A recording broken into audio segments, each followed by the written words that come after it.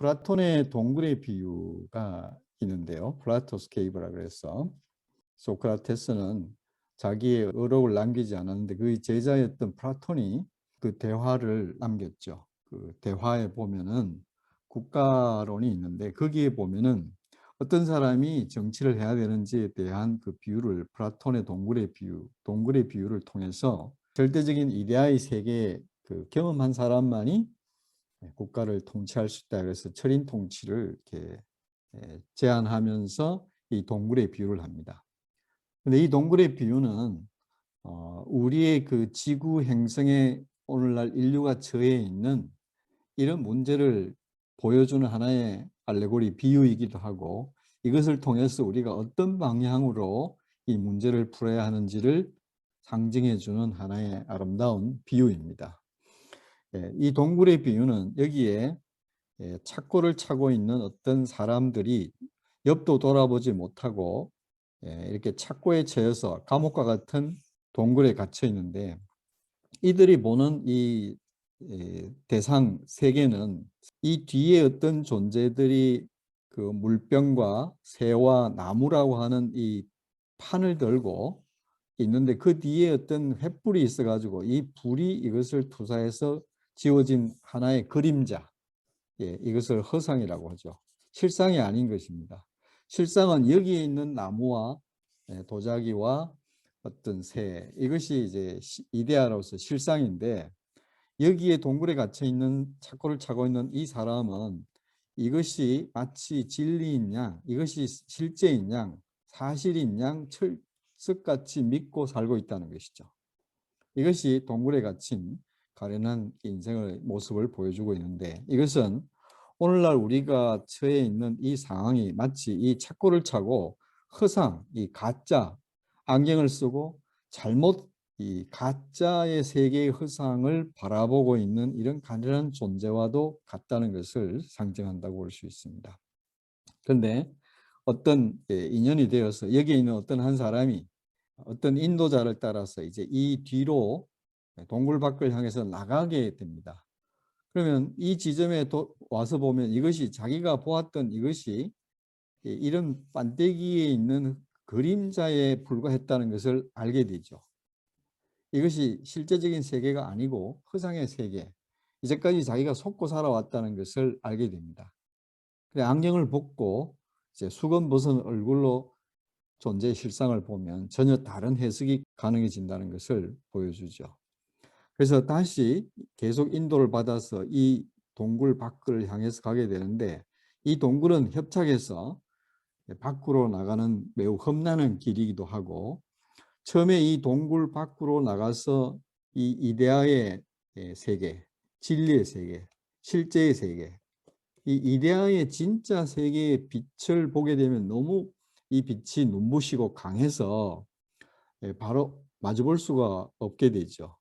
그렇게 되면 이 단계에서는 너무나 힘이 들고 또 고통스럽기 때문에 포기하고 다시 이렇게 내려가려고 하는 사람들이 많이 생깁니다. 우리가 이 빛을 따라 사는 사람들 모임을 해보면 처음에 이 진리의 길을 가겠다고 이렇게 나섰지만 여기서 마주치는 이 이데아의 세계, 참된 진리의 세계를 마주하게 되면 그 빛이 너무 눈부셔서 도망하는 사람이 꽤 있습니다. 여기에 세뇌가 많이 될수록 어떤 종교가 들어와서 세뇌가 많이 되어 있으면 예를 들면 기독교라고 하는 어떤 종교 아니면 그 전에 유대교가 있었을 때 예수님이 이 땅에 와서 유대교의 어떤 그 많은 것들을 무너뜨리죠.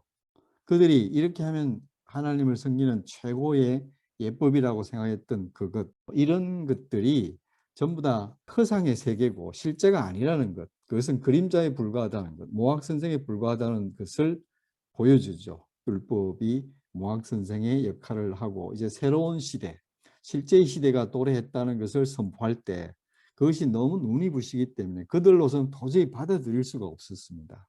왜냐하면 그들이 세뇌되어 있었기 때문에.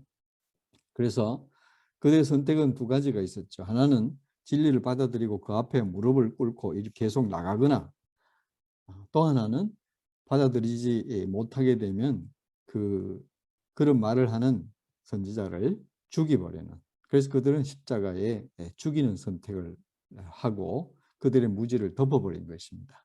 그래서 이런 현상들은 그때나 지금이나 같아서 모임에 오신 분들 중에 이제 특정 종교를 가지신 분들, 예를 들면 뭐 기독교일 수도 있고 불교일 수도 있고 유교일 수도 있죠, 무교일 수도 있고 어떤 주의일 수도 있습니다. 어떤 이즘, 예를 들면 주체사상을 가진 사람이 모임에 와서 말씀을 나누게 되면 못 받아들일 거예요.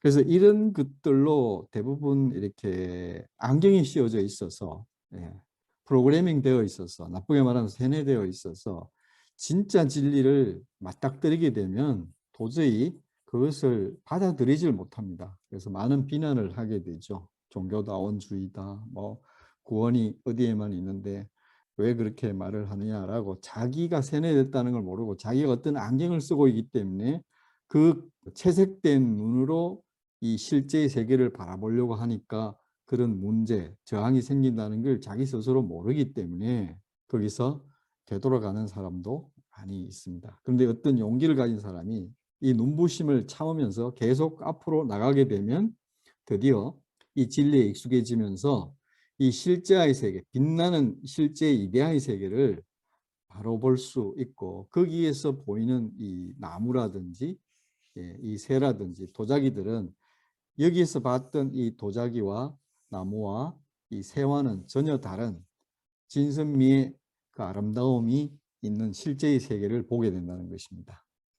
이렇게 실제의 세계를 경험한 사람이 다시 이 자비심을 가지고, 자기도 이 감옥 속에 갇혔다가 나왔기 때문에 이 감옥에 있는 사람, 착고를 차고 있는 이 사람들에게 연민을 느끼고 다시 이렇게 들어와서 이들을 구원하기를 원하게 되겠죠.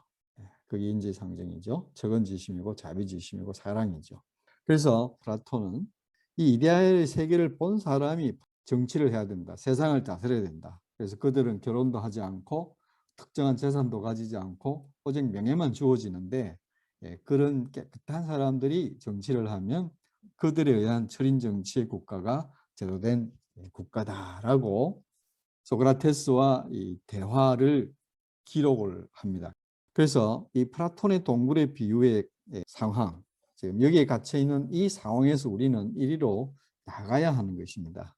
이것이 거듭남이라고 할 수도 있고, 우리가 어떤 그 안경을 벗는다고도 할 수 있고, 여러 가지 말로 표현을 할 수 있겠지만, 지금 우리가 처한 이 상황은 여기로부터 벗어나야 하는 그런 상황임에는 틀림없습니다. 이런 것들이 이제 소경을 고치는 그런 기사로 성경에 많이 기록되어 있는 것을 볼 수 있죠. 이 사람이 눈이 멀어 있는 것은 육체적인 눈이 멀었다는 것이 아니고 영의 어떤 빛이 감겨 버려서 이게 작동하지 않고 영이 혼을 통제하고 이 혼이 몸을, 육체를 도구로 해서 신의 사랑을 펼치면서 인생을 체험하도록 이렇게 지어진 존재인데, 이것이 작동하지 않는 이런 상황이 바로 영적인 무지한 상황, 안경이 씌워진 상황, 비늘이 씌워진 상황. 이런 상황에서 눈에 비늘을 떨고 바울이 그 다메섹에서 신성한 영을 만났을 때 눈이 뜨이게 되죠. 그래서 자기가 고백하기를 눈에 비늘이 떨어졌다 이렇게 말하죠. 영이 다시 작동하게 됐다는 뜻입니다. 그렇게 되면 이게 정상적인 인간의 상태가 되는 것이죠.